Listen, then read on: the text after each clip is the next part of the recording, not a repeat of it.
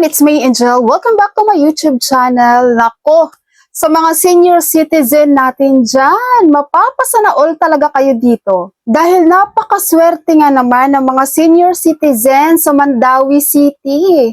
Ang City of Mandawi na pinamumunuan ni Mayor Jonas Cortez ay nagkaroon ng financial cash assistance plus caravan services para sa kanilang mga senior citizen. Nag-umpisa ito noong April 16 at ongoing pa siya ngayon guys dahil matatapos to hanggang sa April 29 pa.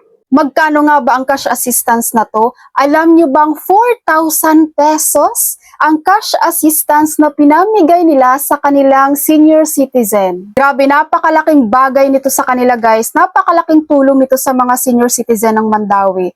Alam mo yun, itong 4,000 pesos guys, malaki na po ito. 'Di ba? Dahil nasanay tayo na every time na merong cash assistance, makakatanggap lang tayo ng 500, 1,000, 1,500, di ba? Pero ito, 4,000 pesos. Grabe, napakalaking tulong nito. At ang isa pa guys, ay kinatutuwa ko dito. Nung tiningnan ko ang kanilang news no, with regards to this, napaka-organized kasi sinusundo nila ang mga senior citizen na qualified dito. No, meron silang shuttle service. So kung nakita nyo dyan guys sa screen, ang ganda ng kanilang schedule. Napaka-organized talaga, no?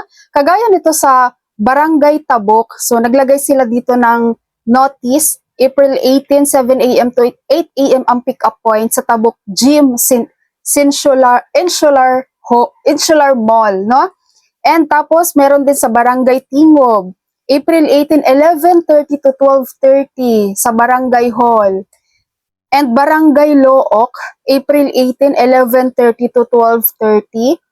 Look Gym City Superior. No, napakaganda dahil napaka-organized, hindi mahihirapan at hindi magkanda-ugaga yung mga senior para lang maghanap ng kanilang masakyan, di ba?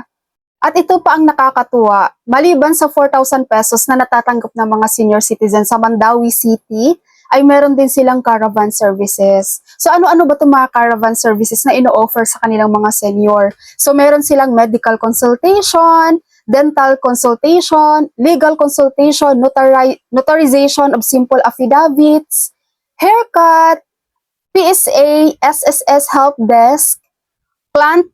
Itong SSS help desk guys, sobrang laking tulong nito ha sa mga senior dyan, especially doon sa mga tinatamad ng pumunta ng SSS branch kapag merong mga concern, di ba? So ito, sobrang grabe, ang ganda talaga, ang ganda ng binigay niyang mga service para sa mga senior citizen nila. So, SSS Help Desk, tapos plant or seedling distribution, na sobrang makakatulong, private partners, so di ba, sobrang ganda talaga ng mga ino-offer. At alam nyo ba guys, hindi rin pinapalampas ni Mayor ang mga senior citizen na nasa hospital, nasa bahay, na naka-bedridden, na hindi na makakapunta no, sa distributions ng cash assistance. Dahil meron po silang house to house. So may home visit sila guys para sa mga senior citizen na nasa bahay na lang or nasa hospital para lang ma-provide at maibigay yung cash assistance na para sa kanila. O diba, nakakatuwa?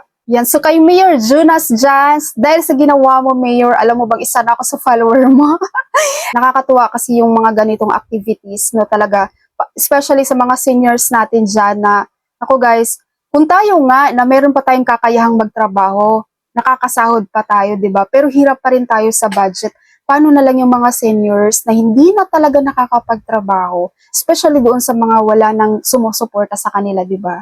Kaya sana no, itong ginawa ni Mayor Jonas ay magaya din ng iba pang mayors diyan sa bawat lugar dito sa bansa natin para naman kahit papaano maibsan din yung problema ng mga senior citizen natin. At sana marami pa akong mabalitaan guys na mga mayor no or sino pa mang officials sa mga lugar natin na nagbibigay ng assistance sa mga seniors natin dyan. So that's all for my video for today. Thank you so much for watching everyone. God bless.